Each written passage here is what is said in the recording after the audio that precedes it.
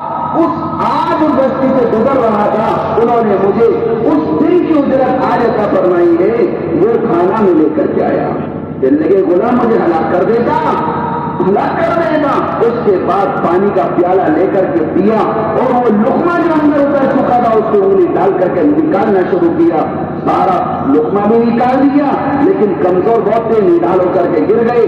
صحابہ نے فرمایا ابو بکر ڈر لگ گیا کہ ایسا نہ ہو ابو بکر کی جان چلی جائے۔ فرمانے لگے یہ لقمہ میری جان کے ساتھ جو نکلتا تو میں اس لقمے کو نکال دیتا، مجھے وہ یاد ہے۔ اللہ کے رسول صلی اللہ علیہ وسلم نے فرمایا حرام لقمے سے جسم کے اندر جو خون چلتا ہے وہ خون جنت کو بہت دور کی بات ہے، وہ جسم جنت کی خوشبو نہیں سونگ سکتا، اس کا جہنم میں جانا یقین ہے۔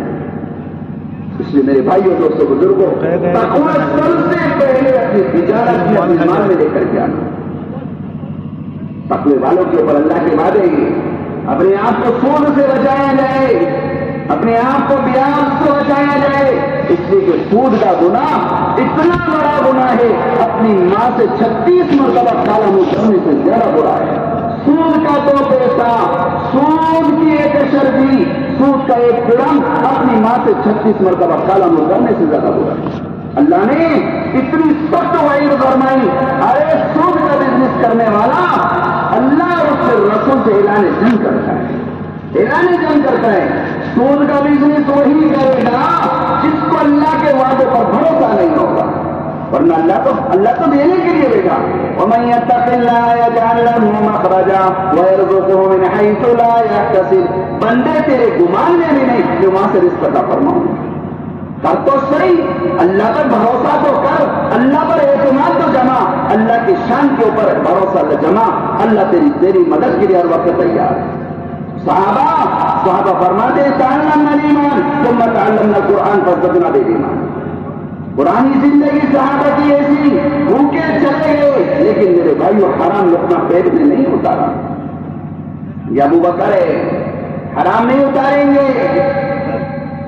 ایک صحابی رسول صلی اللہ علیہ وسلم گھر کے اندر پاکا آ گیا، میاں بیوی 3 دن گزر گئے، کھانے کو کچھ نہیں۔ حیات الصحابہ میں لکھا ہے بھوک سے پریشان ہو کر کے شوہر 3 دن کے بعد گھر سے نکلا تاکہ میں اللہ سے مانگ کر کے آؤں۔ بیوی نے سوچا کہ ایسا نہ ہو بستی والوں پر جا کر کے سوال کر لے، اس لیے آواز لگائی، شوہر نے سنا نہیں تو بے چین ہو گئی، گھبرا گئی، فرمانے لگی اے اللہ یہ پاکا گھر میں تو ہی نے دیا ہے، تو ہی اس کو مٹائے گا، لیکن اے اللہ تیرے غیر کے سامنے ہاتھ نہ پھیلا دیجیو، اے اللہ میرے شوہر کی حفاظت فرما دیجیو۔ گھبراتی رہی، کچھ سمجھ میں نہیں آیا بستی والوں سے اس راز کو کیسے چھپایا جائے۔ گھر میں تھوڑی سی لکڑی رکھی تھی، اٹھا کے تندور میں ڈال دی اور آگ لگا دی، دھواں باہر نکال دیا۔ گھر کے اندر گھٹی چکی رکھی ہوئی تھی، ایسے کر کے یوں چلایا ہاتھ سے، اللہ نے آٹا اس کے اندر سے نکالنا شروع کر دیا۔ جو اللہ پر بھروسہ کرتا ہے وَيَرْزُقْهُ مِنْ حَيْثُ لَا يَحْتَسِبُ، ارے بندے تیرے گمان میں بھی نہیں، ہم وہاں سے تجھے رزق عطا فرمائیں گے۔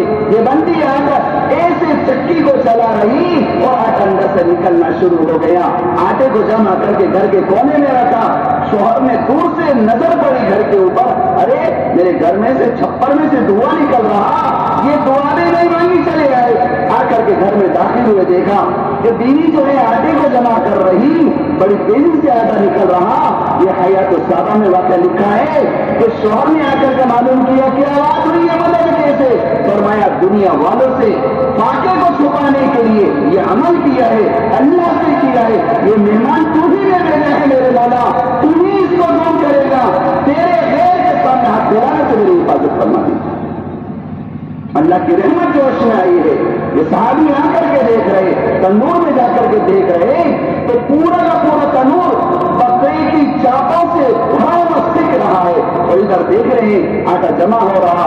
صحابی نے اس پاٹ کو اٹھا کر کے دیکھا، اندر کچھ نہیں ہے، اللہ کے خزانے سے اس کے اندر آٹا آنا شروع ہوا۔ حضور کی خدمت میں حاضر ہو کر کے واقعہ پیش کیا۔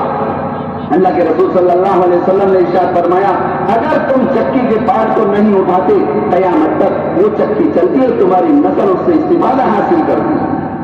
یہ ان کے اوپر اللہ پر بھروسہ، اللہ پر اعتماد، وَمَن يَتَّقِ اللَّهَ يَجْعَل لَّهُ